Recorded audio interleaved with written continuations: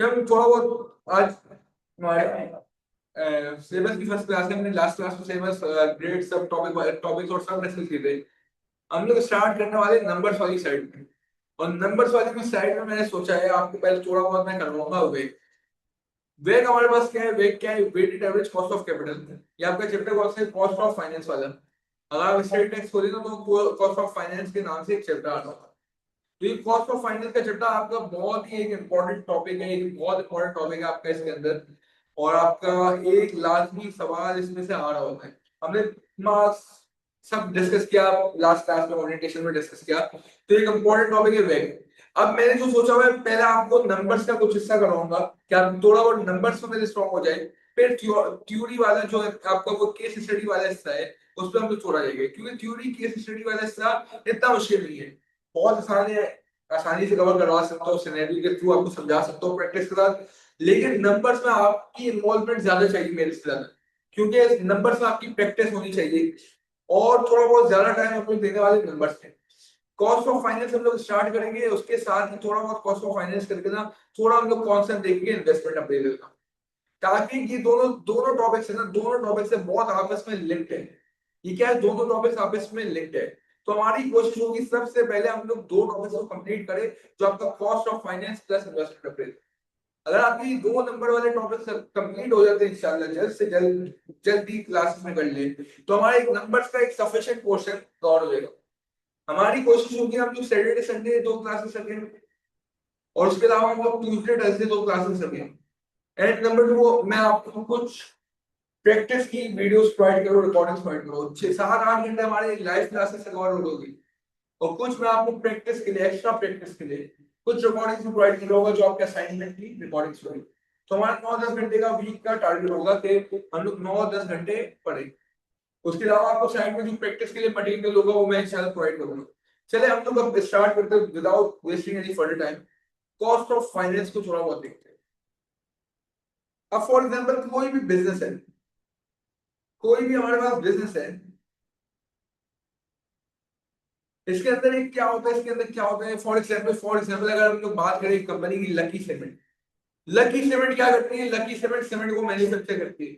Lucky cement का capital structure के अंदर क्या आता है, कैपिटल क्या होता है, कैपिटल क्या बताया ना हमने, या तो पीआरसी में भी पढ़ा होगा कैपिटल क्या होता है, फिर आपने एफएआर में भी पढ़ा होगा कैपिटल क्या होता है। अकाउंटिंग एंड रिपोर्टिंग बोलता है कैपिटल होता है ओनर की इन्वेस्टमेंट। कैपिटल बोलता है ओनर की इन्वेस्टमेंट। ये कौन बोलता है, ये बोलता है फाइनेंशियल रिपोर्टिंग। कैश फंड बोलता है कैपिटल होता है ओनर की इन्वेस्टमेंट, या शेयर होल्डर का पैसा, या शेयर होल्डर का पैसा।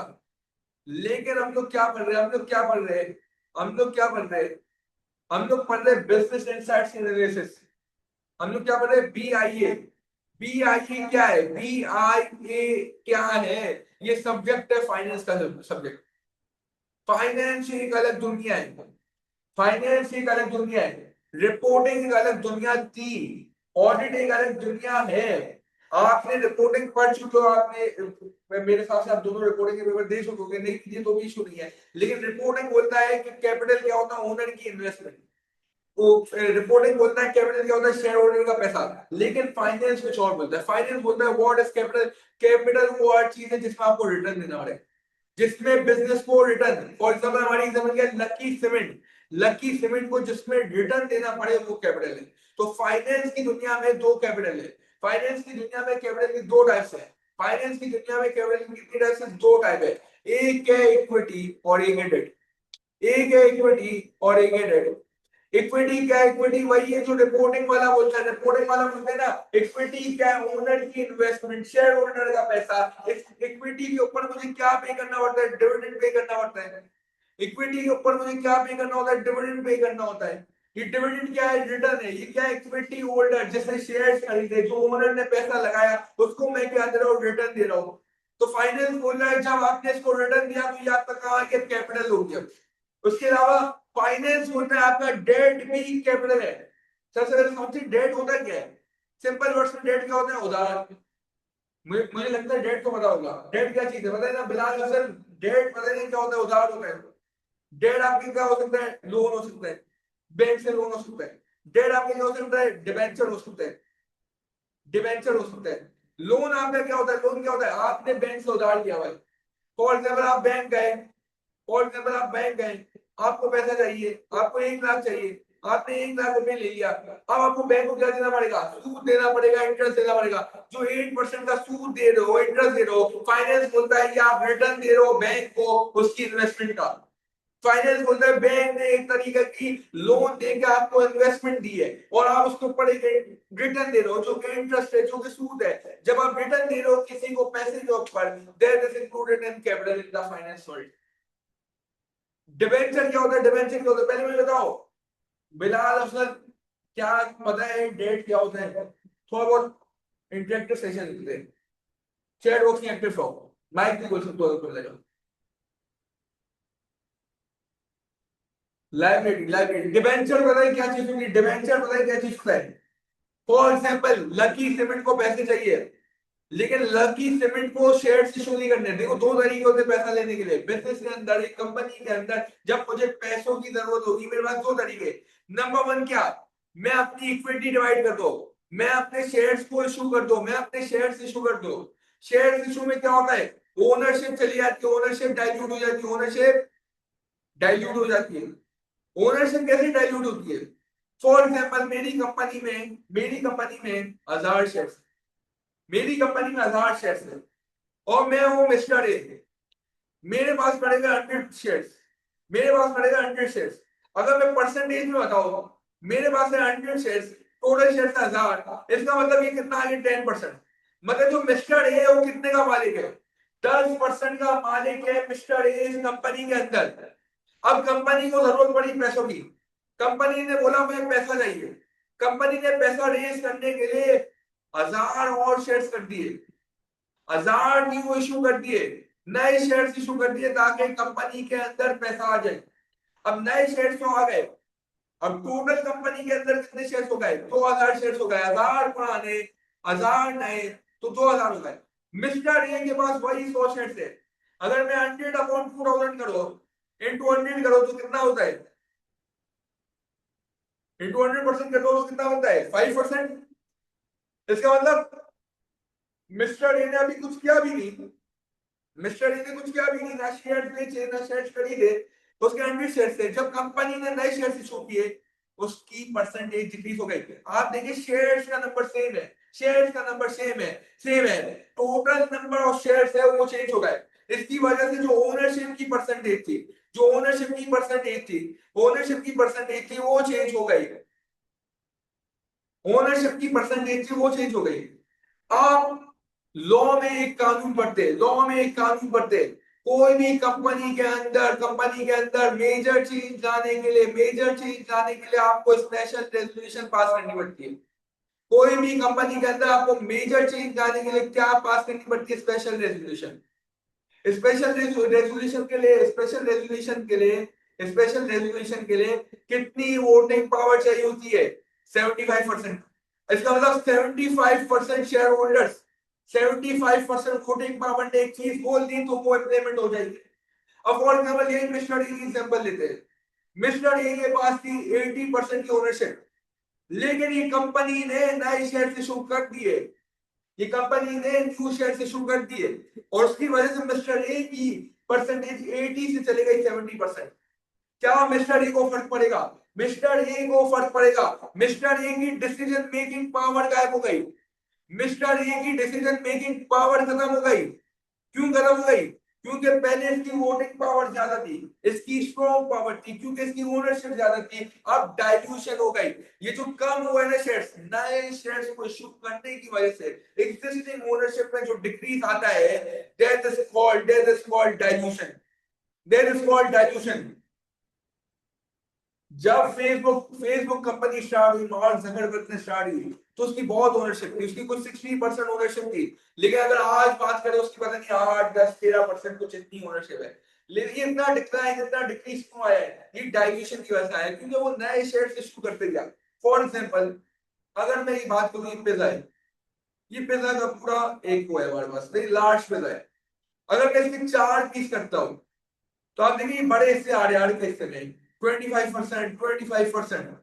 लेकिन वही मैंने नंबर ऑफ शेयर्स या नंबर ऑफ पीसेस इंक्रीज कर दिए, मतलब एक कट इधर से लगा दिया, एक कट इधर से लगा दिया, तो ये जो पीसेस का साइज था वो कम हो जाएगा। वैसे ही जैसे आप number of shares, total number of shares को इंक्रीज करते हैं और जो एक ओनर का शेयर्स होता है वो उतना ही रहता है, तो उसकी ओनरशिप डिक्लाइन हो जाती है। जैसे ही पिज्जा के स्लाइस का साइज डिक्लाइन हुआ है, डिक्रीज हुआ है, तो इसी वजह से कंपनी कभी कभी प्रेफर करती है कि वो इक्विटी नहीं रेस करो, नई इक्विटी रेस नहीं करो, नई इक्विटी रेस नहीं करो, बल्कि मैं उधार ले लो, बल्कि मैं डेट रेस कर लूं, बल्कि मैं क्या रेस कर लूं, डेट रेस कर लो। अगर मैं नीचे बात करूं, वापस बात करते हैं, कैपिटल स्ट्रक्चर, कैपिटल स्ट्रक्चर, एक साइड हमारे पास आ गया इक्विटी, दूसरी साइड आ गया हमारे पास, दूसरी साइड हमारे पास क्या आ गया, डेट आ गया। सही। अब एक और वजह है, एक और वजह है, फॉर एग्जांपल इक्विटी वालों को मैं क्या दूंगा, इक्विटी वालों को मैं क्या दूंगा, डिविडेंड दूंगा, डिविडेंड दूंगा। फॉर एग्जांपल लकी सीमेंट को नया प्रोजेक्ट स्टार्ट करना था, लकी सीमेंट को एक नया प्रोजेक्ट स्टार्ट करना था, लकी सीमेंट को एक प्रोजेक्ट स्टार्ट करना था, उसके लिए उसको कितने पैसे चाहिए थे, उसको चाहिए था 100 मिलियन रुपीस, 100 मिलियन नहीं, 160 मिलियन, 160 मिलियन, टोटल कितने चाहिए थे, 160 मिलियन रुपीस, 160 मिलियन रुपीस।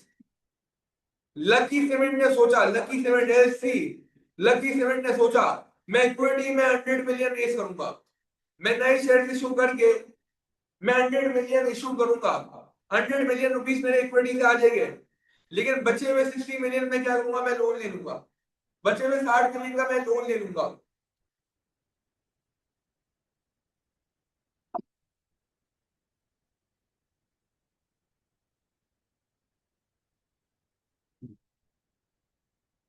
हाँ फिलहाल मेरी आवाज आ रही है, चैटबॉक्स में लिखी आवाज आ रही है मेरी, परफेक्ट, हम लोग स्टार्ट करते हैं वापस। अब हम लोग क्या डिस्कस कर रहे थे, लकी सीमेंट को एक प्रोजेक्ट करना है, लकी सीमेंट को एक प्रोजेक्ट करना है जिसके लिए उसको पूरा जो कैपिटल चाहिए, जो पैसे चाहिए वो कितने चाहिए, 160 मिलियन, 160 मिलियन रुपीस उसको टोटल चाहिए, टोटल 160 मिलियन चाहिए। और उसने सोचा कि 100 मिलियन कहां से आएंगे, इक्विटी से आएंगे, 100 मिलियन कहां से आएंगे, इक्विटी से आएंगे, 60 मिलियन कहां से आएंगे, डेट से आएंगे।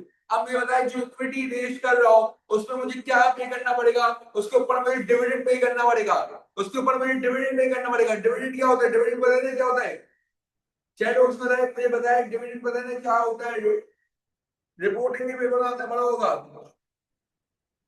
डिविडेंड क्या होता है, प्रॉफिट नहीं होता, प्रॉफिट, प्रॉफिट को एक तरीके का प्रॉफिट बोल सकते हैं, लेकिन वो होता है part of profit, part of profit जो आप शेयर होल्डर को पे करते हैं, part of profit that you pay to your share holders. For example profit आपका, फॉर एग्जांपल आपका 4 मिलियन का प्रॉफिट है, मैंने 3 मिलियन डिविडेंड में बांट दिए, तो ये 3 मिलियन मेरा डिविडेंड है, और मेरा जो बचा हुआ प्रॉफिट 1 मिलियन का है वो मेरा क्या हो गया, रिटेन अर्निंग हो गया, रिटेन, मैंने रिटेन कर लिया बिजनेस के अंदर, मैंने फर्दर इस्तेमाल करने के लिए उसको रिटेन कर लिया। इसको छोटे में सही, आपको डिविडेंड पता है, परफेक्ट हो गया। अब मुझे 100 मिलियन के ऊपर डिविडेंड देना है, अब जो डिविडेंड देना है ना, ये जो शेयर होल्डर है जिन्होंने शेयर बाय किया, जो इक्विटी होल्डर है जिन्होंने शेयर बाय किया, वो मेरे से मांग रहे हैं 12%, वो डिमांड कर रहे हैं 12% दो हमें, क्या डिमांड कर रहे हैं, 12% का डिविडेंड मांग रहे हैं।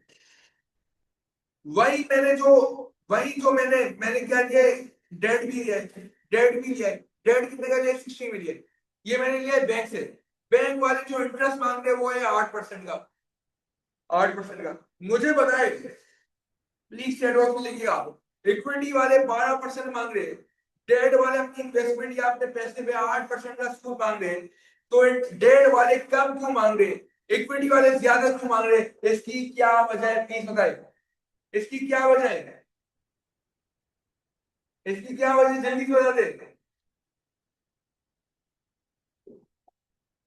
जल्दी से बता दो, इसकी क्या वजह है, इसकी क्या वजह है, इसकी वजह ये देखो, देखो डेट वालों को एग्जैक्टली एग्जैक्टली इक्विटी रिस्कियर है, डेट वालों को लेस रिस्क लेना है, लेस रिस्क लेना है, इक्विटी वालों का रिस्क का है, इक्विटी वालों का रिस्क का है, इक्विटी वालों को ये भी नहीं पता कि मैं डिविडेंड दे पाऊंगा या नहीं। अगर मुझे प्रॉफिट हुआ, इतना पैसा मेरा बना, इतना पैसा बचे मेरा, तो वही मैं उनको ये डिविडेंड पे कर पाऊंगा, वरना नहीं। तो इक्विटी वाले की इन्वेस्टमेंट क्या है रिस्की। अगर कल को मेरा बिजनेस बंद हो जाता है तो इक्विटी वालों को पहले पैसा नहीं मिलेगा, पहले डेट वालों को पैसा मिलेगा। इसका मतलब ये जो डेट है मेरा, ये लेस रिस्की, ये लेस रिस्की है। और मेरा ये जो सूद है ये मुझे देना ही देना है, चाहे मैं लॉस करो चाहे मैं प्रॉफिट करो, ये मुझे पे करना है।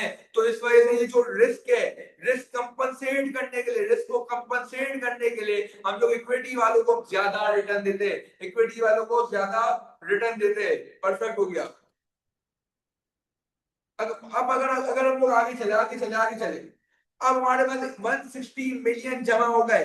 अब 160 मिलियन को क्या करना है, इन्वेस्ट करना है, इन्वेस्टमेंट करनी है। लेकिन याद रखना, इन्वेस्टमेंट वैसी जगह में करनी है, इन्वेस्टमेंट ऐसे प्रोजेक्ट में करनी है, इन्वेस्टमेंट ऐसे बिजनेस में करनी है जो कम से कम इतना रिटर्न दे, जो कम से कम मुझे 12% दे, ताकि मैं डिविडेंड वालों को पूरा कर सकूं, और कम से कम मुझे 8% का 60 मिलियन के ऊपर इंटरेस्ट दे। मतलब इतना रिटर्न दिया, 12% वाला और 8% वाला, दोनों को मैं सेटिस्फाई कर सकूं। ये दोनों मेरे कौन है, फाइनेंसर। इक्विटी वाले भी मेरे फाइनेंसर है, मुझे पैसा दे रहे हैं। ये डेट वाले भी मेरे फाइनेंसर है, मुझे पैसा दे रहे हैं। डेट वाले मेरे से 8% मांग रहे हैं, इक्विटी वाले 12% मांगे। तो मेरी जो 160 मिलियन की इन्वेस्टमेंट ऐसी जगह होनी चाहिए कि मतलब मैं कम से कम इतने कमा लो कि इक्विटी वालों को 12% दे दो और डेट वालों को 8% दे दो। इसका मतलब मेरी इन्वेस्टमेंट में मिनिमम रिटर्न इतना आना चाहिए कि मेरे फाइनेंसर्स जो ऊपर बैठे हुए हैं वो सेटिस्फाई हो जाए। मेरे फाइनेंसर्स क्या हो जाए, सेटिस्फाई कब हो गए, जब इसको 12% का रिटर्न मिलेगा और डेट वाले को 8% का सूद मिलेगा। अब क्या निकाल लो, मैं निकाल लेता हूँ। मतलब मैं दो, अच्छा इसको एक और चीज बताने जा रहा हूँ, लेकिन उसको उससे पहले इसको निकाल लेते हैं। 100 मिलियन इक्विटी वाले का, 100 मिलियन इक्विटी वाले का, इक्विटी वाले को मैं कितना दूंगा, 8%, 12%। अगर मैं इसको मल्टीप्लाई करूँ टू 12%, तो मेरे पास आ गया कितना, 12 मिलियन। मोहम्मद बिलाल कैलकुलेटर अपना हाथों में रखना, डेट मेरा है 60 मिलियन। 60 मिलियन को मुझे कितना देना, 8%। 8% मुझे बता दो 60 मिलियन का कितना होता है, बिलाल अफजल में जल्दी जवाब दो, मोहम्मद बिलाल। 60 मिलियन को जब मैं 8% करता हूँ तो मेरा कितना आता है, 4.8 मिलियन। 4.8 मिलियन। अगर ये क्या मेरा रिटर्न है, ये क्या मेरा रिटर्न देना है मुझे, रिटर्न या मेरी कॉस्ट है, इसको ऐसे ही लिख लेते हैं, सही है। ये मेरा क्या है, ये क्या है, मेरी परसेंटेज है, सही है, रिटर्न की परसेंटेज है, परफेक्ट हो गया। ये मेरी इन्वेस्टमेंट है या कैपिटल है, ये मेरा कैपिटल है, सही है, ये मेरा कैपिटल है। अगर मैं 12 प्लस 4.8 करता हूँ तो आ गया 16.8, 16.8 मिलियन। और मेरी टोटल इन्वेस्टमेंट कितनी है, 160 मिलियन। इसका मतलब 160 मिलियन कोई ऐसे प्रोजेक्ट में पैसा लगाना है, जो एनुअली मुझे 16.8 मिलियन बना के दे दे, ताकि 16.8 मिलियन बनेगा तो मैं 4.8 डेट वालों को दे दूंगा, 12 मैं अपने इक्विटी वालों को दे दूंगा, तो मेरे दोनों फाइनेंशियल सेटिस्फाई हो जाएंगे। फाइनेंस की दुनिया में क्या 10 का चीज, आपने डिवाइड कर दिया, इसको डिवाइड करते हैं, थोड़ी देर में करते हैं, 1 सेकंड में करते हैं। देखो फाइनेंस की दुनिया में याद रखना, इन्वेस्टमेंट जब भी करोगे जब सेटिस्फाई होगे। अगर आपकी इन्वेस्टमेंट वैसी जगह में है और उसका रिटर्न इतना नहीं आ रहा कि आपके फाइनेंशियल सेटिस्फाई ना हो पाए, इसका मतलब अगर मैंने ये 160 मिलियन कहीं ऐसी जगह लगाए जहां मेरा इतना नहीं बन रहा, 16.8 मिलियन नहीं बन पा रहे, तो इससे अच्छा है 160 मिलियन पैसा लो, अपने वापस फाइनेंसर्स को वापस दे दो। फाइनेंस की दुनिया में ये रूल है कि अगर जो रिटर्न मांगा है, जो डिजायर्ड रिटर्न है, जो मेरे फाइनेंसर्स ने मांगा है, जो मेरे इक्विटी होल्डर, मेरे डेट होल्डर ने मांगा है, अगर मैं ऐसी जगह इन्वेस्टमेंट कर रहा हूं कि मैं उनको वो रिटर्न नहीं दे पा रहा, तो वो इन्वेस्टमेंट करने का फायदा नहीं, पैसा उठाओ और अपने फाइनेंसर को वापस दे दो। अगर आप पैसा 16.8 मिलियन से कम बनाओगे तो नहीं इन्वेस्ट करो, दे दो पैसा इक्विटी होल्डर को वापस, दे दो पैसा डेट होल्डर को वापस। अब हमें पता है क्या, 160 मिलियन ने मुझे जनरेट करना है 16.8%। अब मैं कोई भी प्रोजेक्ट में इन्वेस्ट करो तो मिनिमम परसेंटेज कितनी होनी चाहिए? मैं सिंपल कैसे निकाल सकता हूँ? मुझे चाहिए 16.8 मिलियन। कितने में से चाहिए? 160 मिलियन में से। अगर मैं इसको डिवाइड करता हूँ तो आपने आंसर मुझे क्या आना है? 10.5 बताया। यही है ना? यही है ना? इसका मतलब मैं कोई भी प्रोजेक्ट में पैसा लगाओ तो मिनिमम रिटर्न उसका क्या होना चाहिए? 10.5%। ऐसा ही है? ऐसा ही है? तो ये क्या दिया इसने मुझे बता दिया मेरा ये मिनिमम कॉस्ट ऑफ कैपिटल है, मिनिमम कॉस्ट ऑफ कैपिटल है, मिनिमम कॉस्ट ऑफ कैपिटल है। अब थोड़ा आगे चलते हैं, थोड़ा आगे चलते हैं, थोड़ा आगे चलते हैं। हमारे पास lucky cement, lucky cement, lucky cement, lucky cement के पास 3 ऑप्शन है। Number A, number B, number C. Project A बोल रहे हैं कि इन्वेस्टमेंट चाहिए, इन्वेस्टमेंट चाहिए 60,000 का और आपको रिटर्न मिलेगा 10,000 का। ये है कराची में फैक्ट्री लगाने का रिटर्न। सही। अब लकी सेवन के पास ऑप्शन डी है, लाहौर में फैक्ट्री लगा दो, लाहौर में फैक्ट्री लगा दो। लाहौर में इन्वेस्टमेंट चाहिए, लाहौर में इन्वेस्टमेंट चाहिए 40,000 और रिटर्न मिल रहा है 30,000। फिर ऑप्शन सी है, इस्लामाबाद में फैक्ट्री लगा दो, इस्लामाबाद में फैक्ट्री लगा दो। इन्वेस्टमेंट चाहिए 80,000 का और रिटर्न है 20,000। अब मुझे देखना है मैं क्या ए में इन्वेस्ट करूं या नहीं, क्या मैं बी में इन्वेस्ट करूं या नहीं, क्या मैं सी में इन्वेस्ट करूं या नहीं। ये कैसे निकालूंगा? सबसे पहले मैं निकाल दूंगा मेरे रिटर्न की परसेंटेज क्या आ रही है। मुझे 10,000 का रिटर्न मिल रहा है 60,000 के ऊपर, इसका मतलब रिटर्न ओवर इन्वेस्टमेंट 10,000 अपॉन 60,000। जल्दी से मिला असल में बता दो मेरा कितना रिटर्न मिल रहा है परसेंटेज टर्म्स में। जल्दी से मुझे बता दो मेरा परसेंटेज में रिटर्न कितना बन रहा है? 16.66%। सही है। सबसे पहले सारे प्रोजेक्ट का रिटर्न निकालते, फिर फैसला सुनाते, फिर फैसला सुनाते। दूसरे प्रोजेक्ट का रिटर्न क्या होगा? 30,000 का रिटर्न मिल रहा है। 40,000 के ऊपर कितना है बताओ? परसेंटेज बता दो, बता दो, जल्दी से बता दो परसेंटेज। परसेंटेज बता दो, जल्दी से, जल्दी से बता दो परसेंटेज। 75%, 75%। गुड हो गया, बेस्ट हो गया, बेस्ट हो गया। 75%। और तीसरा है मेरे पास 20,000 ओवर 80,000। और कितना है कि मेरे पास 20% है। क्या है? 20% है। हाँ, ये 20% है। अब इसका मतलब अगर मैं प्रोजेक्ट ए में इन्वेस्ट करता हूं, अगर मैं 25% है, 25, my bad, my bad, my bad, 25% है यार, माय बैड।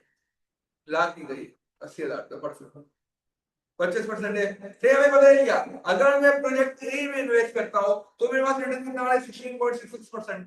अगर मैं प्रोजेक्ट बी में इन्वेस्ट करता हूं तो मेरे पास रिटर्न कितना आ रहा है? 75%। मैं अगर प्रोजेक्ट सी में इन्वेस्ट करता हूं तो मेरे पास रिटर्न आ रहा है 25%।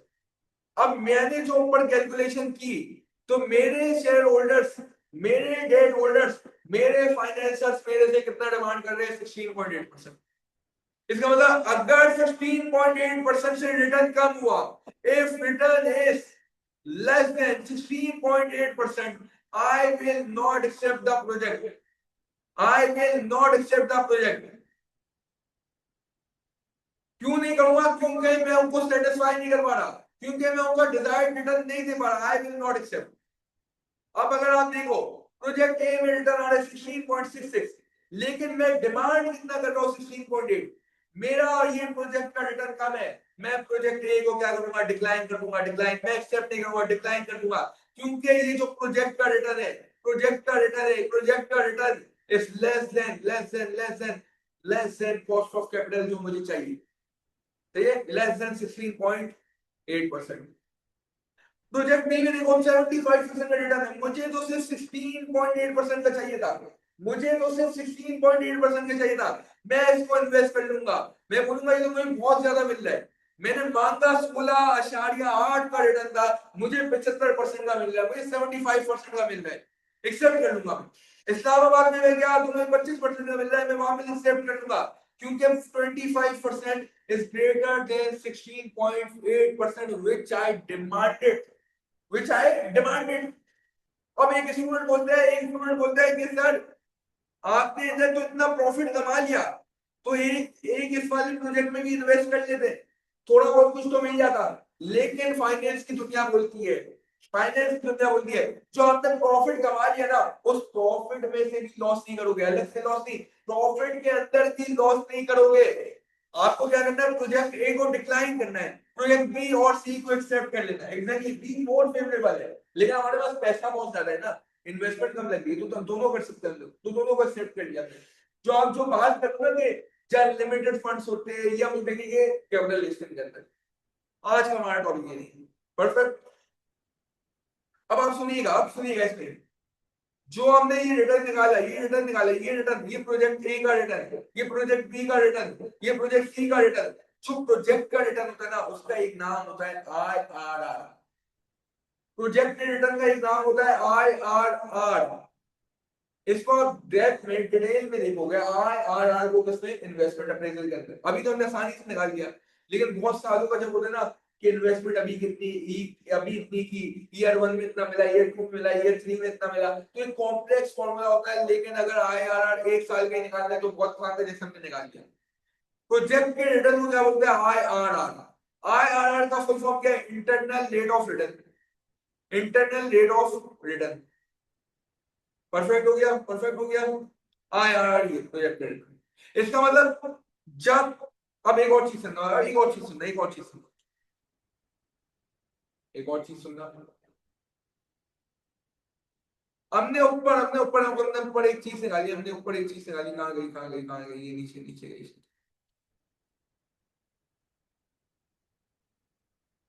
हमने ये जो 16 ये हमने जो 10.5% निकाला, ये हम लोग क्या बोल रहे हैं कि 160 मिलियन। अरे पता है, हमने गलत कर लिया, हमने गलत कर लिया। हम लोग क्या लिख रहे थे, हम लोग समझे कि परसेंटेज 16.8 है।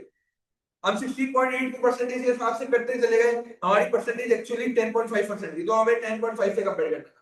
चलिए कोई बात नहीं, कॉन्सेप्ट कॉन्सेप्ट हमारा क्लियर हो गया। तो सवाल को थोड़ा चेंज कर लेते हैं और 16.8 मांग लेते, इसको 16.8 मांग लेते हैं। 16.8 कैसे बनाएंगे, 16.8 कैसे बनाएंगे, इसको बना देते हैं 16.8 बना देते हैं, इसको 16.8 बना देते हैं। हमने थोड़ी सी गलती कर दी, हमने क्या गलती कर ली, हमने 10.5% को देखा ही नहीं, हमने अज्यूम कर लिया हमारा 16.8% था। तो चलिए इसको 16.8% बना देते हैं। कैसे बनाएंगे, हमारे यहाँ 4.8 आ गया, यहाँ हमारा 12 आ गया, यहाँ हमारी इन्वेस्टमेंट थी। अब फॉर एग्जांपल यहाँ इक्विटी हमारी 60 मिलियन है, इक्विटी हमारी 60 मिलियन है, और हमारी डेट, डेट हमारा क्या है, 40 मिलियन। हमारा डेट 40 मिलियन है, इक्विटी 60 मिलियन है, डेट 40 मिलियन है, और जो परसेंटेज है जो रिटर्न वो मांग रहे हैं। अब मुझे बताओ, एक बार डिवाइड करके दे दो, चलो मैं डिवाइड कर लेता हूँ, मैं डिवाइड कर लेता हूँ, कैलकुलेटर खोल देता हूँ, मैं डिवाइड कर लेता हूँ, जल्दी से कर लेते हैं, जल्दी से कर लेते हैं, जल्दी से।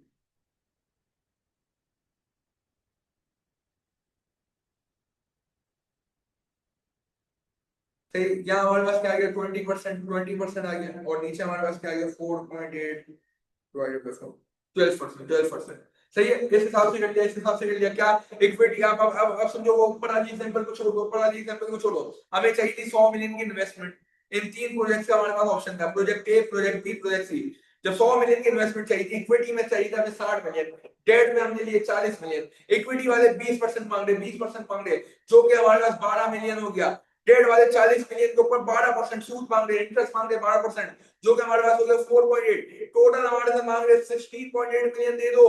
कितनी की इन्वेस्टमेंट में, 100 मिलियन की इन्वेस्टमेंट में। तो अगर मैं डिवाइड करता हूँ, 16.8 मिलियन चाहिए मुझे over total investment of 100 million, तो मुझे एक परसेंटेज मिलती है, which is 16.8%। ये 16.8% क्या डिनोट करती है, कि आप जो 100 मिलियन आपको मिले, कहीं भी इन्वेस्ट करो, तो make it so do ensure that you get at least 16.8% return, ताकि you can satisfy your equity holder and debt holders both, अपने फाइनेंसर्स को आप सेटिस्फाई कर पाओ।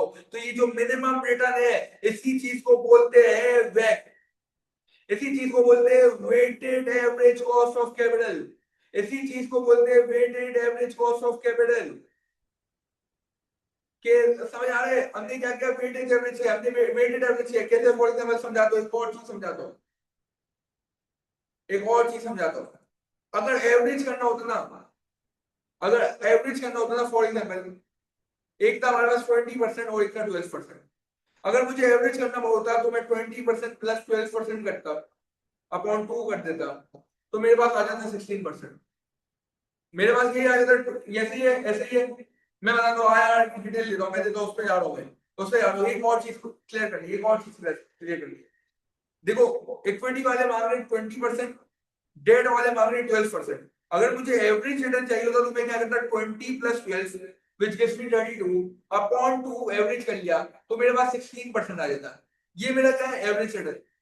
लेकिन आप एवरेज रिटर्न का इस्तेमाल नहीं करते, आप वेटेड एवरेज रिटर्न इस्तेमाल करते हो। वेटेड एवरेज में क्या हो रहा है, मैं 20% को मल्टीप्लाई कर रहा हूँ 60 मिलियन से, मैं 20 मिलियन 20 ये क्या ले रहा हूँ, मैं 60 मिलियन का वेट दे रहा हूँ 20% को, मैं 40 मिलियन का वेट दे रहा हूँ 12% को, 12% को मैं वेट दे रहा हूँ 40% का। तो ये जो हमने 16.8% निकाला है, दिस इज वेटेड एवरेज। और ये जो नीचे डिवाइड बाय 260 करनी है ना, this is called average return. Average return हमारे काम का नहीं होता, वेटेड एवरेज हमारे काम का होता है, क्योंकि इसमें हम लोग वेट दे रहे हैं कि हमारी इक्विटी 60 मिलियन की है तो इस 20% का वेट ज्यादा है, हमारी डेट 40 मिलियन की जो कम है तो इस 12% का वेट थोड़ा सा कम है। समझ लो वेटेड एवरेज। तो ये रिटर्न क्या था, वेटेड एवरेज रिटर्न। अब ऊपर चलते हैं। हमने एक एग्जांपल इसमें को देखी थी कि हमारे पास प्रोजेक्ट ए है, प्रोजेक्ट बी है, प्रोजेक्ट सी है। प्रोजेक्ट ए ने हमें 16.66 आईआरआर आपने पूछा क्या होता है। आईआरआर सिंपल वर्ड्स में इंटरनल रेट ऑफ रिटर्न होता है। इंटरनल का मतलब क्या, प्रोजेक्ट का रिटर्न, उस प्रोजेक्ट का रिटर्न। फॉर एग्जांपल अगर मैं प्रोजेक्ट ए की बात करूं तो प्रोजेक्ट ए का रिटर्न जो मैंने निकाला 16.66% है, तो मैं बोल सकता हूं प्रोजेक्ट ए का आईआरआर 16.66% है। अगर मैंने प्रोजेक्ट बी का रिटर्न निकाला 75%, तो मैं बोल सकता हूं IRR of project B is 75%। Simply अभी ये समझो, IRR internal rate of return सिर्फ प्रोजेक्ट का रिटर्न है। इंटरनल रेट ऑफ रिटर्न क्या है, प्रोजेक्ट का रिटर्न है, प्रोजेक्ट का रिटर्न है। समझ लो बात, बिलाल अफजल बात समझो, प्रोजेक्ट का रिटर्न है। सही है। अब हमारे पास क्या है, हमारे पास क्या है, अब हमारे पास ये तीन प्रोजेक्ट थे, हमारे पास तीन आए आ गए थे। एक 25% आया था, इसको एक्सेप्ट कर लिया। एक 75% आया, इसको एक्सेप्ट कर लिया। लेकिन 16.66 आया, इसको रिजेक्ट कर दिया, क्योंकि हमारा weighted average cost of capital या वेग कितना था, 16.8%। जब मैं टोटल पूरी चीज देखता हूँ ना, तो इससे मुझे ये समझ आता है, इससे मुझे ये समझ आता है, मुझे इन्वेस्टमेंट जब करनी है, मुझे इन्वेस्टमेंट जब करनी है, जब मेरा जब मेरा आईआरआर जब मेरा आईआरआर ग्रेटर देन हो गए, तो मुझे एक्सेप्ट करना है। जब मेरा आईआरआर, मेरा प्रोजेक्ट आईआर सिंपल वर्ड से क्या है, आईआरआर, ये वर्ड से कंफ्यूज नहीं होना। इस वर्ड का सिंपली मतलब है प्रोजेक्ट का रिटर्न।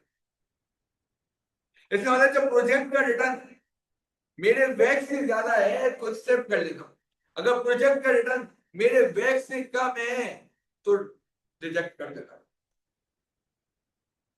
और वेट क्या है, वेट क्या है, वेट वो रिटर्न है, वो वेटेड एवरेज रिटर्न है जो आपके फाइनेंसर्स ने मांगा है, जो आपके कैपिटल प्रोवाइडर ने मांगा है, जो आपके इक्विटी और डेट होल्डर्स ने मांगा है। एग्जैक्टली बिल्कुल सर, एग्जैक्टली यही यही चीज है। देखो अब थोड़ा सा इसको एक प्रैक्टिस का सवाल तो फिर और इसके डीप कॉन्सेप्ट में जाते हैं, लेकिन इसको डाइजेस्ट करने के लिए पहले आप एक सवाल करो, इसको डाइजेस्ट करने के लिए आप एक सवाल करो। अब आपको लेना है डिसीजन, आपको एक डिसीजन लेना है एक्सेप्ट और रिजेक्ट का, क्या मैं प्रोजेक्ट को एक्सेप्ट करूंगा और रिजेक्ट करूंगा। तो ये डिसीजन कौन सा है, चलो मैं एक सवाल निकाल लेता हूँ जल्दी से, चलो मैं ऐसे ही बना देता हूँ सवाल, सवाल ऐसे ही बना देते हैं।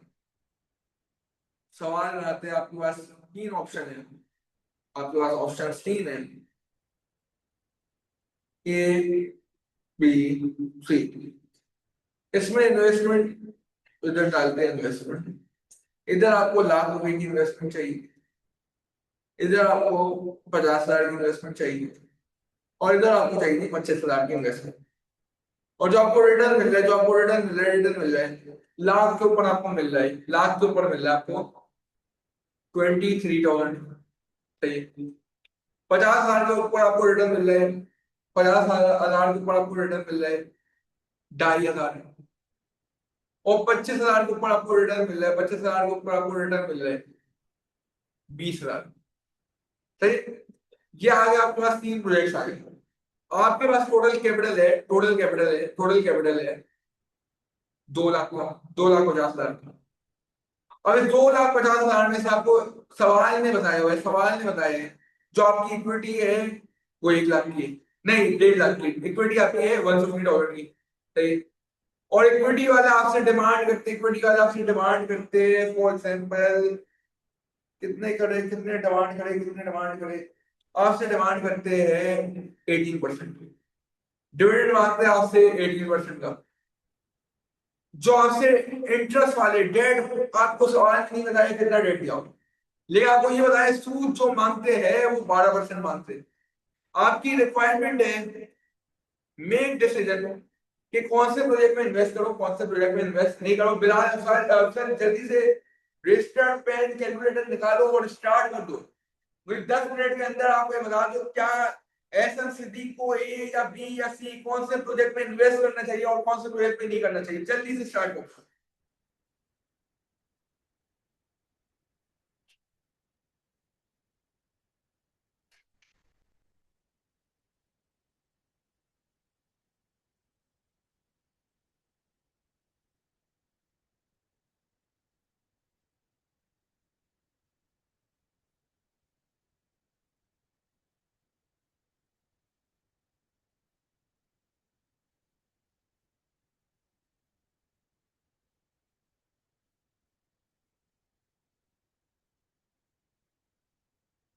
ए एंड सी परफेक्ट हो गया। देखते हैं आप लोग देखते हैं क्या ए एंड सी आंसर है या नहीं। इसको हम लोग सॉल्व करते हैं, जल्दी से इसको सॉल्व करते हैं। हमारे पास कैपिटल है हमारे पास कैपिटल में दो चीजें हमें बताया हुआ है। हमारे पास इक्विटी है और डेट है, इक्विटी हमें बता दिया कितनी है हमारे पास $150 की। और हमारे पास टोटल कैपिटल कितना था $250 का। तो डेट कितना हो गया 1 लाख का हो गया। तो ये टोटल कैपिटल बताया हुआ है और इक्विटी बताया हुआ है, तो डिफरेंस निकाल के हमने क्या निकाल लिया, डेट निकाल दिया। फिर हमें बताया था इंटरेस्ट वाले सूद मांग रहे थे 12% का, इक्विटी वाले डिविडेंड मांग रहे थे 18% का। तो मुझे बता दो मेरी क्या कॉस्ट आ रही है। फिलहाल मैं बता दो क्या आ रहा है इक्विटी में। अगर मैं 150,000 को 18% करता हूँ तो क्या आता है मेरे पास 27,000 आता है। और जब मैं 100,000 को 12% से करता हूँ तो मेरे पास क्या आता है, मेरे पास 12,000 आता है। जब मैं टोटल इसको कर दूं 27,000 प्लस 12,000 तो मेरे पास क्या आ जाता है 39,000। ऐसे ही है। और मेरे पास टोटल इन्वेस्टमेंट क्या थी 2.5 लाख की। इसका मतलब मुझे ढाई ढाई लाख की इन्वेस्टमेंट में मुझे 39,000 अर्न कर दी। मुझे 39,000 रिटर्न जनरेट करना है। मुझे एटलीस्ट 39,000 रिटर्न जनरेट करना है। अगर इसको मैं परसेंटेज में करना चाहूँ तो मैं क्या करूंगा 39,000 अपॉन 250,000, जिसका आंसर आपने दे दिया कितना है 15.6%। ये 15.6% क्या है आपका वेक है। वेक का मतलब क्या होता है कम से कम इतना रिटर्न जनरेट करो। और अगर इतना रिटर्न जनरेट करोगे तो आपके जो भी कैपिटल प्रोवाइडर्स हैं वो सेटिस्फाई हो जाएंगे। वेक का मतलब ही क्या है weighted average cost of capital. जो भी कैपिटल है उन सब की जो भी डिजायर्ड रिटर्न है कॉस्ट है आप उसको सेटिस्फाई कर दोगे। अब हम लोग प्रोजेक्ट की बात करते हैं। हमारा वेग आ गया 15.6%। हमारा वेग आ गया 15.6%। अब मुझे निकालना है आईआरआर। आईआरआर क्या होता है प्रोजेक्ट का रिटर्न। मैं सिंपली कैसे निकालूंगा return over investment 23,000 over 1 lakh. तो मेरे पास क्या आ गया 23%। फिर उसके बाद मैं क्या निकालूंगा 2500 अपॉन 50,000। मेरे पास क्या आ गया 5%। फिर मैं क्या निकालूंगा 25,000 नहीं कितना 20,000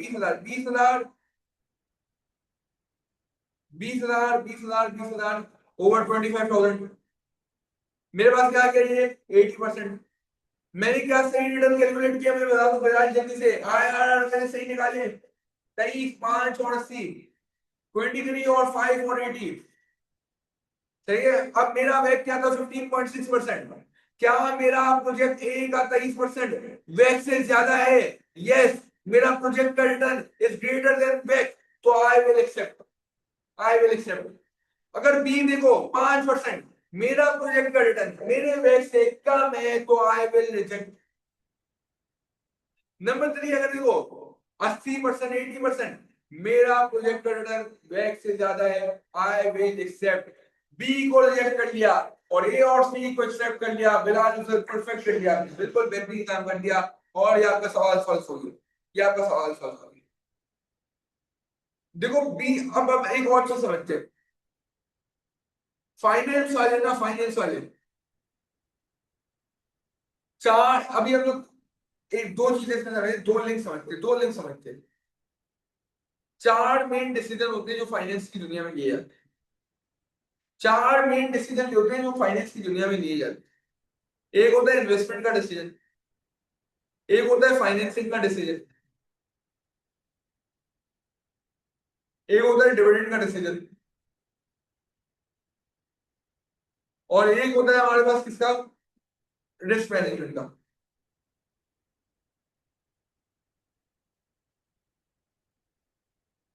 रिस्क मैनेजमेंट और डिविडेंड को अभी कर दो साइड में। अभी हम लोग देख रहे हैं इन्वेस्टमेंट एंड फाइनेंसिंग। अब देखो 160 मिलियन, 160 मिलियन, ये जो 250 मिलियन थे या 100 मिलियन थे, जो भी आपका कैपिटल है, जो भी कैपिटल है, इसको कहाँ इन्वेस्ट करना है, इसको कौन से प्रोजेक्ट में इन्वेस्ट करें, इसको कौन से प्रोजेक्ट में इन्वेस्ट करें कि मिनिमम रिटर्न जो आए वो कम से कम बैक हो। अब ये जो डिसीजन इन्वेस्टमेंट का है, ये डिसीजन कौन सा इन्वेस्टिंग डिसीजन, ये आपका फाइनेंस का एक बहुत इंपॉर्टेंट डिसीजन है कि पैसा कहाँ लगाओ, पैसा कौन से प्रोजेक्ट में लगाओ, पैसा कौन से बिजनेस में लगाओ, पैसा कहाँ लगाओ कि मिनिमम रिटर्न मेरा रहेगा। बहुत इंपॉर्टेंट डिसीजन है फाइनेंस आपके लिए, फाइनेंस के सब्जेक्ट का। और दूसरा डिसीजन है आपका फाइनेंसिंग का, कि फॉर एग्जांपल आपको पता है क्या, लकी सीमेंट को एक पावर प्लांट खोलना है। लकी सीमेंट ने सोचा एक पावर प्लांट खोलना है। उस पावर प्लांट के लिए लकी सीमेंट को चाहिए 100 मिलियन। उस पावर प्लांट के लिए लकी सीमेंट को कितने चाहिए, 100 मिलियन। अब ये 100 मिलियन में कहां से लाऊं, ये मेरा फाइनेंसिंग का डिसीजन है। क्या मैं 100 मिलियन की इक्विटी लाऊं, मैं क्या 100 मिलियन का 100 मिलियन का डेट लाऊं, क्या मैं कोई ऐसा मिक्सचर लाऊं कि मेरा कुछ डेट आ जाए कुछ इक्विटी आ जाए, ये मेरा फाइनेंसिंग डिसीजन है। फाइनेंसिंग डिसीजन वालों का एम होता है, फाइनेंसिंग डिसीजन वालों का एम होता है कि जो उसकी कॉस्ट है वो कम से कम हो। फॉर एग्जाम्पल ऊपर हमने देखा इक्विटी वाले मांग रहे थे 20% और डेट वाले मांग रहे थे 12%। फाइनेंसिंग डिसीजन में मेरा टारगेट ये है मैं इस कॉस्ट को कम से कम कर सकूं, मैं इस कॉस्ट को क्या करो, मिनिमाइज कर दो, इस कॉस्ट को मैं क्या करूं, मिनिमाइज करो। ये जो 20% की कॉस्ट है, इसको कम से कम मैं कितना ले जा सकता हूं, मैं फाइनेंसिंग के डिसीजन में कोशिश करूंगा। ट्रेड में जो मेरा 12% का सूद है, मैं इसको कम से कम कितना ले जा सकता हूं, मैं फाइनेंसिंग के डिसीजन में ये करूंगा। ट्रेड के सूद को कैसे कम ले जा सकता हूं, अगर मेरे बिजनेस में रिस्क कम होगा तो बैंक वाले लोन में अच्छे रेट में देंगे, तो ये बढ़ेगा, ये सोर्स ऑफ फाइनेंस सोर्स पे देगी। इन्वेस्टमेंट में मेरा क्या होता है, इन्वेस्टमेंट डिसीजन में होता है कि मैं ऐसी जगह में इन्वेस्ट करूं जहां मेरा रिटर्न ज्यादा से ज्यादा हो। फाइनेंसिंग में ऐसा होता है कि मैं पैसा उधर से उठाऊं जहां मेरा कॉस्ट कम से कम हो। इन्वेस्टमेंट में क्या होता है, रिटर्न ज्यादा से ज्यादा। फाइनेंसिंग में क्या होता है, कॉस्ट कम से कम। बिलाल अफजल यहाँ तक सारी चीजें क्लियर है, वेब का बहुत इंपॉर्टेंट फंडामेंटल हम लोग सीख चुके हैं। क्या हमें पता चल गया weighted average cost of capital कहते किस चीज को है। सही, परफेक्ट हो गया बिलाल अफजल, परफेक्ट हो गया। अब आगे चलते, आगे चलते। अब एक कॉन्सेप्ट समझते हैं, एक कॉन्सेप्ट समझते हैं, book value versus market value.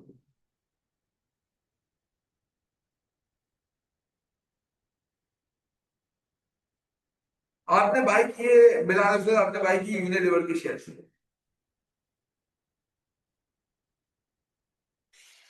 क्या जी, if investment equal to finance can be said IRR। हाँ ये तो ये रिटर्न कह रहा है। आईआरआर, आईआरआर क्या होता है, आईआरआर क्या होता है, क्या एनपीवी जीरो होता है। तो आप बात सही कर रहे हो, लेकिन अब ये हम लोग बात क्या करेंगे, इन्वेस्टमेंट अपडेट करेंगे। आपसे बात बिल्कुल सही की, आपने बात बिल्कुल सही की है। आईआरआर आपका वहाँ होता है जहाँ एनपीवी आपका जीरो होता है। एनपीवी आपका वहाँ जीरो होता है जहाँ आपका रिटर्न से रिटर्न, वो जो रिटर्न हो रहा होता है वो पूरा मैच कर रहा होता है आपकी कॉस्ट को। लेकिन उसको देखेंगे, उसको देखेंगे हम लोग, कहाँ देखेंगे हम लोग उसको, इन्वेस्टमेंट अप्रेजल में बहुत अच्छे से देखेंगे। अभी थोड़ा बहुत हम लोग वेट करेंगे, फिर कुछ क्लासेस के बाद हम लोग थोड़ा बहुत इन्वेस्टमेंट अप्रेजल में बेसिक्स टच कर लेंगे, ताकि हमारा जो लिंकिंग वाला पार्ट है वो कनेक्टेड रखे। बात आपने सही की, अच्छी बात की, पहली क्लास के हिसाब से बहुत अच्छी बेहतरीन बात की कि आपको समझ आ रही थी। अब देखो हमारे पास दो चीजें, एक होती है बुक वैल्यू, एक होती है हमारे पास मार्केट वैल्यू। एक है बुक वैल्यू, एक होती है हमारे पास मार्केट वैल्यू। अगर यूनिलीवर है, यूनिलीवर का शेयर देखो 1999 फॉर एग्जांपल मुझे भी लगा 1999 में उन्होंने शेयर निकाला पहली बार। पहली बार बोला हम लोग पब्लिक से इन्वेस्टमेंट लेंगे, सही। जो पहली बार इन्वेस्टमेंट लेने का, पहली बार पब्लिक में जाने का प्रोसेस होता है, पहली बार अपने शेयर इशू करने का प्रोसेस होता है, तो उस प्रोसेस को क्या बोलते हैं, इनिशियल पब्लिक ऑफरिंग। इस प्रोसेस को हम लोग पढ़ेंगे, कहाँ पढ़ेंगे, सोर्स ऑफ फाइनेंस में।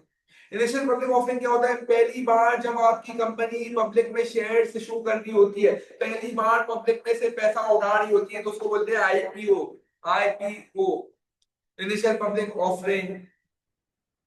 अब जो यूनिलीवर ने शेयर इशू किया ना, तो ये ₹15 का क्या, ये मिस्टर ए ने ये शेयर उस वक्त 1999 में बाय किया ₹15। मिस्टर ए का कॉस्ट थी, मिस्टर ए जो रिटर्न डिमांड करते थे 20% का डिमांड करते थे रिटर्न। मिस्टर ए कितना रिटर्न डिमांड करते थे, 20% का रिटर्न डिमांड करते थे। अगर मैं 15 इंटू 20 करूं, अगर मैं 15 इंटू 20 करूं, तो मेरे पास कितना हो जाएगा, मेरे पास कितना हो जाएगा, ₹3। इसका मतलब मिस्टर ए बोल लेते हैं मुझे कम से कम ₹3 दो। अब यूनिलीवर ने डिविडेंड अनाउंस किया, यूनिलीवर ने क्या किया, डिविडेंड अनाउंस किया। यूनिलीवर ने डिविडेंड अनाउंस किया ₹3 का। इसका मतलब मिस्टर ए ने जितना मांगा मिस्टर ए को वो मिल गया। इसका मतलब मिस्टर ए कौन हो गए, सेटिस्फाई हो गए। मिस्टर ए क्या हो गए, सेटिस्फाई हो गए। अब मिस्टर ए ने कुछ सालों बाद यूनिलीवर का शेयर बेच दिया। मिस्टर ए ने कुछ सालों बाद यूनिलीवर का शेयर बेच दिया। ये ₹15 का शेयर बेचा ₹20 का। ये ₹15 का शेयर बेचा ₹20 का। और ये किसने खरीद लिया, मिस्टर बी ने खरीद लिया। ये किसने खरीद लिया, मिस्टर बी ने खरीद लिया।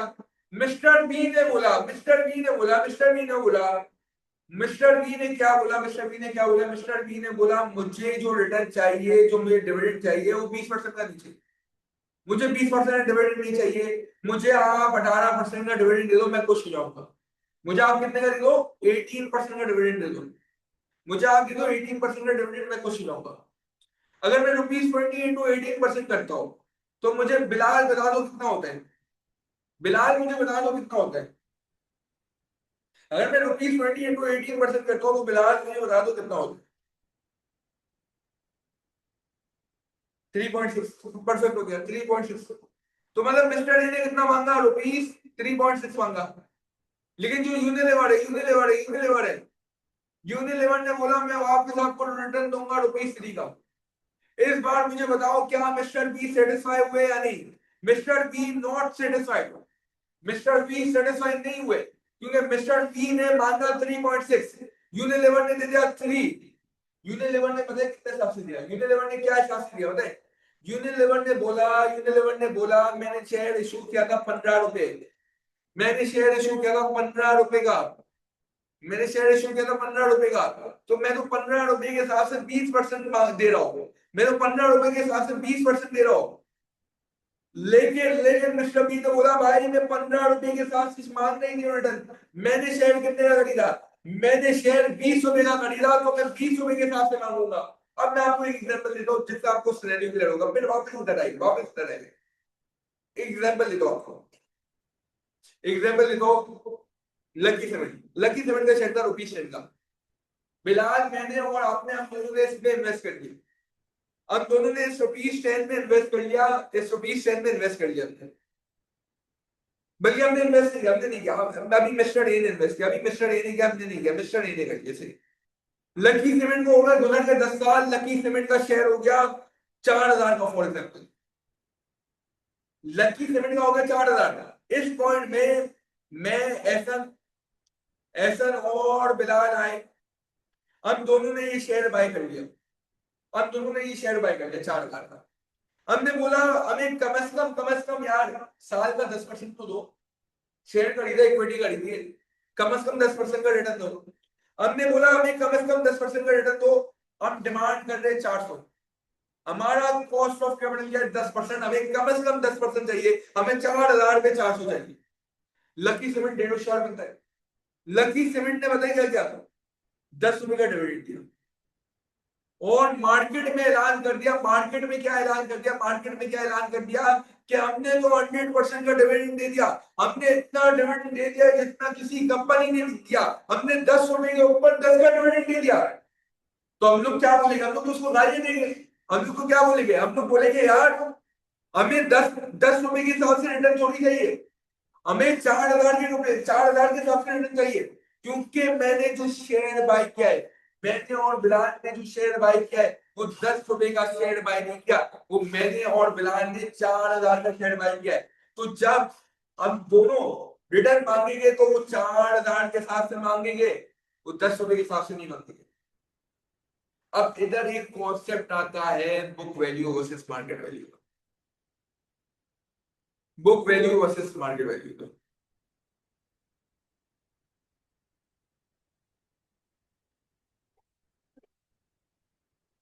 ये बुक वैल्यू आपकी जो है ना, बुक वैल्यू क्या होती है, जो फाइनेंशियल स्टेटमेंट्स जो एफएस के अंदर नंबर आ रहा होता है ना, वो बुक वैल्यू होती है। फॉर एग्जांपल आपकी शेयर है, लकी सीमेंट की शेयर, फाइनेंशियल स्टेटमेंट इक्विटी के पोर्शन में कितने के आड़ोगे, 10 रुपए के हिसाब से आड़ोगे, क्योंकि फाइनेंशियल स्टेटमेंट में बुक वैल्यू के हिसाब से रिकॉर्डिंग होती है, ना कि मार्केट वैल्यू के हिसाब से। मार्केट वैल्यू के हिसाब से नहीं होती रिकॉर्डिंग। समझो बिलाल, बात समझो। फाइनेंशियल स्टेटमेंट में फाइनेंशियल स्टेटमेंट में रिकॉर्डिंग किस हिसाब से होती है, बुक वैल्यू के हिसाब से होती है। लेकिन कोई चीज अगर पब्लिकली ट्रेडेड है, अगर कोई ऐसी चीज है जो पब्लिकली ट्रेड हो रही है, फॉर एग्जांपल शेयर्स, तो उसकी एक मार्केट वैल्यू होती है जिसमें वो ट्रेड हो रही है। तो अगर हम लोग इधर देखें तो ये 10 रुपए बुक वैल्यू थी, ये 4000 मार्केट वैल्यू थी। अब इससे हमें क्या समझ आता है कि इन्वेस्टर 10 रुपए के हिसाब से रिटर्न नहीं मांगेगा, इन्वेस्टर बुक वैल्यू पर रिटर्न नहीं मांगेगा, इन्वेस्टर आपसे डिमांड करेगा मार्केट वैल्यू पर रिटर्न, क्योंकि इन्वेस्टर जब आप पर इन्वेस्ट भी कर रहा है तो वो आपको 10 रुपए नहीं दे रहा, 4000 दे रहा है। बिलाल और मैं जब गए इन्वेस्टमेंट करने, हमने 10 रुपए नहीं दिए, हमने 4000 रुपए देकर इन्वेस्टमेंट किए, तो हम लोग रिटर्न भी मार्केट वैल्यू, हम रिटर्न भी 4000 के हिसाब से मांगेंगे। तो हमें ये बात समझ आती है, जब कोई चीज पब्लिकली ट्रेड कर रही होती है, कोई ऐसी सिक्योरिटी, कोई ऐसा कैपिटल जिसकी पब्लिक ट्रेडिंग हो रही हो, तो उधर हमें जो रिटर्न कैलकुलेट करना होता है वो मार्केट वैल्यू के हिसाब से कैलकुलेट करना होता है। Exactly Bilal, exactly Bilal. अब ऊपर चलते, ऊपर चलते, जल्दी से ऊपर चलते, जल्दी से ऊपर चलते। नोट को अटक गया है थोड़ा सा, एक सेकंड। वाटर प्रेशर, चलिए इसको ऊपर करते हैं, इसको ऊपर करते हैं। अब इधर देखिएगा यूनिलीवर ने क्या किया था, यूनिलीवर ने याद है, यूनिलीवर ने वापस जब सेकंड टाइम मिस्टर बी को रिटर्न दिया, उसने मिस्टर बी को रिटर्न किसके हिसाब से दिया, 15 के हिसाब से दिया। लेकिन ये यूनिलीवर ने गलत किया, यूनिलीवर को क्या करना चाहिए था, नए इन्वेस्टर को उसकी मार्केट वैल्यू के हिसाब से उसकी कॉस्ट पे रिटर्न देना चाहिए था। बात क्लियर हो गई। अब इसका कंक्लूजन क्या निकला, इसका कंक्लूजन क्या निकला, इसका कंक्लूजन क्या निकला, जब आपको सेटिस्फाई करना है इन्वेस्टर को, इन्वेस्टर को जब सेटिस्फाई करना है तो उस इन्वेस्टर को उसके हिसाब से रिटर्न दोगे और मार्केट वैल्यू के हिसाब से दोगे। लेकिन मार्केट वैल्यू के हिसाब से कब देगा, देखो अगर अगर हम लोग इधर बात करें, हमारे पास दो टाइप के कैपिटल, इक्विटी और डेट। इक्विटी के अंदर हमारे पास शेयर्स आ जाते हैं, मेजरली शेयर्स में हमारे पास क्या, ordinary shares, preference share. Debt के अंदर हमारे पास क्या आ जाता है, बैंक लोन, डिवेंचर्स। ये कॉमन चीज है, कॉमन चीज है, कॉमन चीज है। अब ये हमारे पास क्या पब्लिकली ट्रेडेड है, ये शेयर्स क्या हमारे पास, शेयर्स क्या हमारे पास पब्लिकली ट्रेडेड है। तो कोई सिक्योरिटी जो पब्लिकली ट्रेडेड होगी तो उसमें हमेशा आप वेग कैलकुलेट करोगे, जब वेग कैलकुलेट करोगे, जब वेग कैलकुलेट करोगे तो मार्केट वैल्यू लो, तो मार्केट वैल्यू लो। लेकिन अगर मैं डेट की बात करूँ, डेट में हमारे पास अलग अलग किस्म की सिक्योरिटीज है, डिबेंचर, डिबेंचर की हो सकती है शायद मार्केट वैल्यू, डिबेंचर की हो सकती है मार्केट वैल्यू, डिवेंचर की मार्केट वैल्यू की तुम मार्केट वैल्यू दोगे।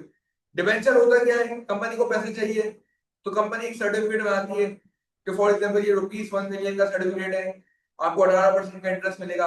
ये सर्टिफिकेट हमसे खरीद लो, हम लोग आपको 18% का इंटरेस्ट देते जाएंगे, और जब आपका टेन्योर, जब आपका इन्वेस्टमेंट का पीरियड खत्म होगा, हम लोग आपको पैसे आपके वापस कर देंगे। फिक्स रिटर्न होता है इसका। अब इसकी डिवेंचर ये ट्रेड कभी कभी होता है, ये ट्रेडेड होता है। जब ये ट्रेडेड होगा तो उसकी मार्केट वैल्यू होगी। अब जैसे बैंक लोन है, अगर मैंने बैंक से लोन लिया 1 लाख का, 1 लाख का, मेरे फाइनेंशियल स्टेटमेंट में भी ये 1 लाख का रिकॉर्ड है, फाइनेंशियल स्टेटमेंट में भी 1 लाख का रिकॉर्ड है। इसकी मार्केट वैल्यू भी चेंज नहीं होगी, क्योंकि जब मैं बैंक को वापस दूंगा तो मैं वापस क्या दूंगा, 1 लाख ही दूंगा, मैं ज्यादा कम नहीं दूंगा, मैं ज्यादा कम नहीं दूंगा। इसका मतलब कुछ बैंक लोन जैसी सिक्योरिटीज है, बैंक लोन जैसी कैपिटल है, जहां आपको बुक वैल्यू इस्तेमाल करनी होती है, क्योंकि उसकी मार्केट वैल्यू नहीं होती। जहां आपके पास मार्केट वैल्यू का ऑप्शन होगा, वहां मार्केट वैल्यू इस्तेमाल करोगे। जहां आपके पास मार्केट वैल्यू नहीं दी गई होगी, या जहां आप समझते हो मार्केट वैल्यू यूज नहीं करनी चाहिए, वहां आप क्या इस्तेमाल करोगे, बुक वैल्यू। लेकिन मेजोरिटी ऑफ टाइम्स आपको एक चीज याद रखनी है कि आपको जहां आपको मार्केट वैल्यू, बुक वैल्यू दोनों दी हुई है, वहां आप मार्केट वैल्यू यूज करोगे हमेशा। सही है। अब एक जल्दी से सवाल समझते हैं, एक जल्दी सवाल लिखते हैं।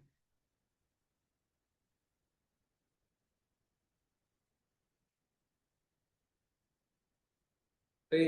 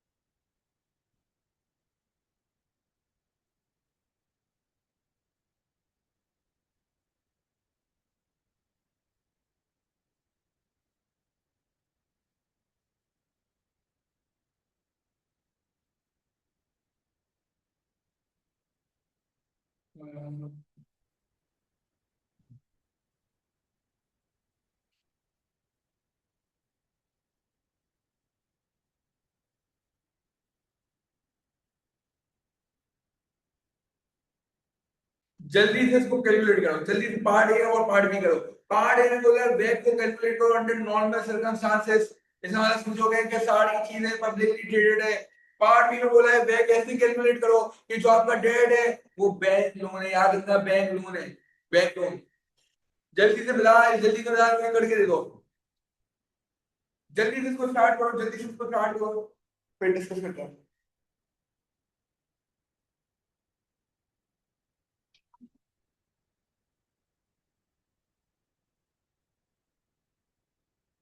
जल्दी से इसको स्टार्ट करो, फिर हम लोग डिस्कस करते हैं, फिर इसको डिस्कस करते हैं।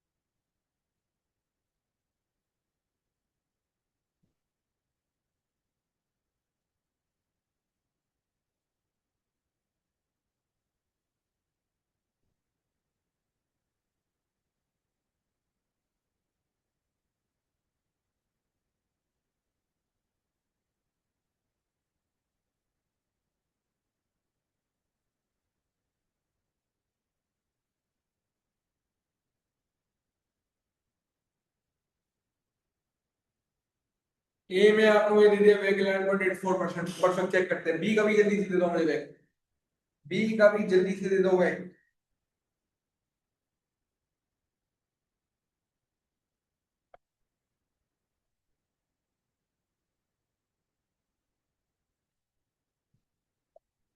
देखो जब बैंक लोन की बात की है, बैंक लोन की याद रखना कभी भी मार्केट वैल्यू नहीं होती, बहुत ऑब्वियस बात है। बैंक लोन आपका क्या है, बैंक लोन आपका सेम रहने वाला है। बैंक लोन आपका पब्लिकली ट्रेड नहीं होता। आपने अगर 1 लाख का लोन लिया तो आपको 1 लाख पे बैक करना है। तो आप बैंक लोन में हमेशा क्या यूज करोगे, आप बुक वैल्यू इस्तेमाल करोगे। बैंक लोन में हमेशा क्या यूज करोगे, बुक वैल्यू इस्तेमाल करोगे। तो आप इसमें बुक वैल्यू इस्तेमाल करोगे। और इसमें लिखा हुआ है डेट पूरा बैंक लोन है, तो पूरे डेट की आप क्या करोगे, बुक वैल्यू इस्तेमाल करोगे। पूरे डेट की क्या इस्तेमाल करोगे, बुक वैल्यू इस्तेमाल करोगे।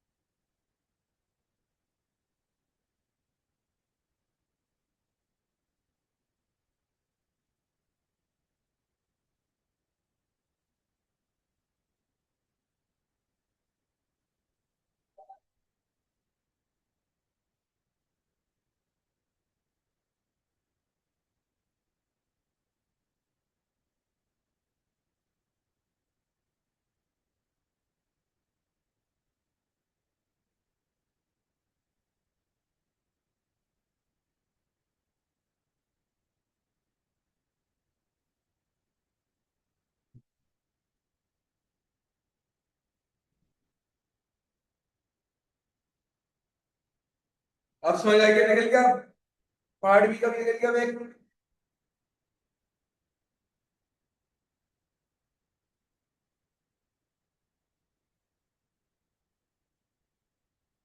8% है। चले चले चेक करते जल्दी से। पार्ट ए का हम लोग चेक करते हैं। पार्ट ए में हमको भी पता है, दोनों में हमें क्या लेना है, मार्केट वैल्यू। सबसे पहले क्या ऐड डालेंगे, सोर्स। फिर हम लोग क्या डालेंगे, कैपिटल। फिर हम लोग क्या डालेंगे, परसेंटेज को कितनी लेनी है, और कॉस्ट कितनी आ रही है। सोर्स हमारी पहले इक्विटी इक्विटी इक्विटी इक्विटी, दूसरी हमारी डेट। कैपिटल हमारा कितना है, कैपिटल हमारा कितना है, मार्केट वैल्यू इस्तेमाल करके 800,000। कैपिटल हमारा क्या है, 800,000। फिर नीचे हम लोग इधर भी मार्केट वैल्यू इस्तेमाल करेंगे, क्योंकि हम लोग अज्यूम करेंगे क्या है, ट्रेडेड है ट्रेडेड है ट्रेडेड है, डेट क्या है, ट्रेडेड है। 450,000। हमें कितना परसेंट निकालना है, हमें कितना परसेंट निकालना है। हम इक्विटी वाले 14% डिमांड कर रहे हैं, और डेट 8% डिमांड कर रहे हैं। मुझे जल्दी से बिलाल दोनों को बता दो, 800,000 इंटू 14% क्या है, और 4.5 लाख इंटू 8% क्या है। जल्दी से चैट बॉक्स में प्लीज आ दो।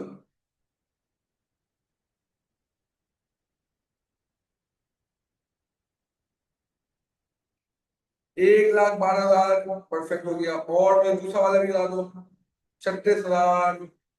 जब इन दोनों को मैंने टोटल किया तो मेरे पास कितना आ गया, 1,48,000। और मेरे पास टोटल इन्वेस्टमेंट कितनी थी, 1.25 मिलियन, 12,50,000। अब मुझे क्या चाहिए, मुझे चाहिए 148,000 का एटलीस्ट रिटर्न। कितनी इन्वेस्टमेंट के ऊपर चाहिए, 12,50,000। तो इसका वेट कितना निकला था, बिलाल जल्दी से बता दो वापिस यार, जल्दी से बता दो। कितना निकाला था आपने, इतना ऐसे ही निकाला था जैसे हमने निकाले, ऐसे ही निकाला था। आपने इसका वेट निकाला था 11.84, परफेक्ट। ऐसे ही निकाला था तो परफेक्ट निकाला था, बहुत बेहतरीन काम कर दिया आपने। 11.84 रिटर्न, 11.84%, ये आपका क्या वेट। नंबर 2 में हमें क्या लेना था, सेम सेम काम करना था, सेम काम करना था। सिर्फ एक छोटी सी चीज चेंज हो रही थी कि हम लोग ट्रेड में ये 4 लाख, अच्छा पार्ट बी में इधर ही कर लेते, पार्ट बी में इधर ही कर लेते, क्योंकि ये छोटा सा चेंज है। पार्ट बी में क्या हो रहा था, ये 4,50,000 नहीं था, 4,50,000 की जगह क्या लेना था, 4 लाख लेना था, 4 लाख लेना था। तो नीचे कर लेते थोड़ा, अच्छा नीट एंड क्लीन काम कर लेते हैं।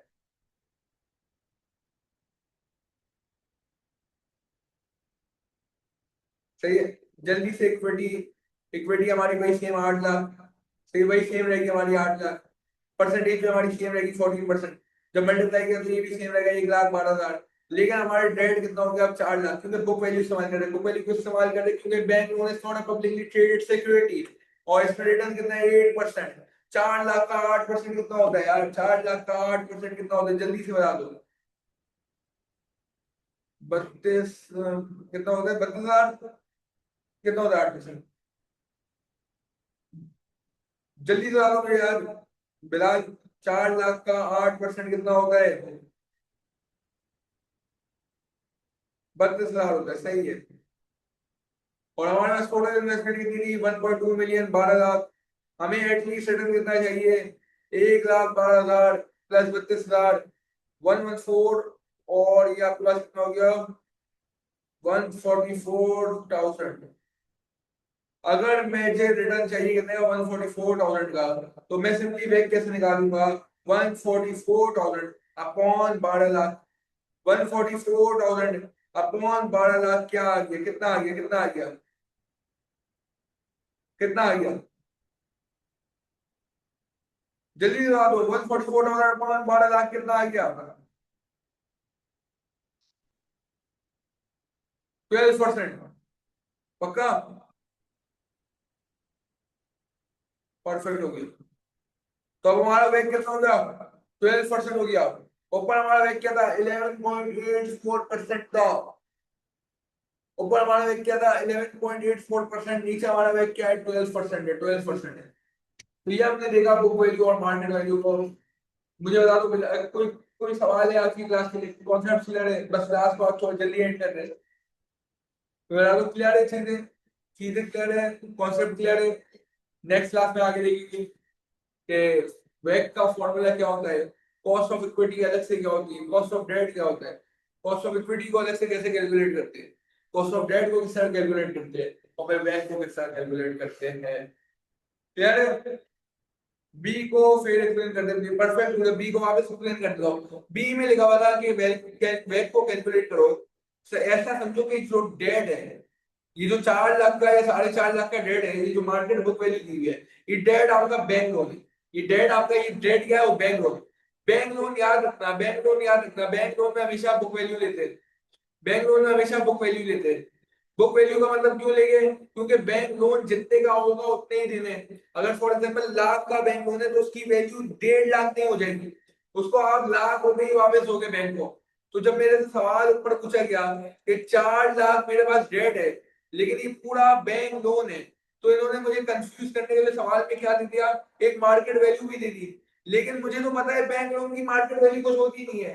जो 4 लाख है वही 4 लाख वापस करने हैं। तो ये मैं मार्केट वैल्यू को अज्यूम भी नहीं करूंगा। लेकिन इक्विटी का हमेशा याद रखना, इक्विटी का कुछ इन्होंने कंडीशन नहीं दी, इन्होंने सिर्फ डेट की कंडीशन दी। इसका मतलब इक्विटी में मैं अज्यूम करूंगा इक्विटी पब्लिकली ट्रेडेड है। तो पब्लिकली ट्रेडेड है, पब्लिकली ट्रेडेड है, तो मैं क्या इस्तेमाल करूंगा? वही मार्केट वैल्यू इस्तेमाल करूंगा 8 लाख की, ना कि ये 5 लाख। बस डन हो गया, परफेक्ट हो गया। समझ आ गया ना? कोई सवाल है तो पूछो, वरना क्लास को इंशाल्लाह अटेंड करते हैं।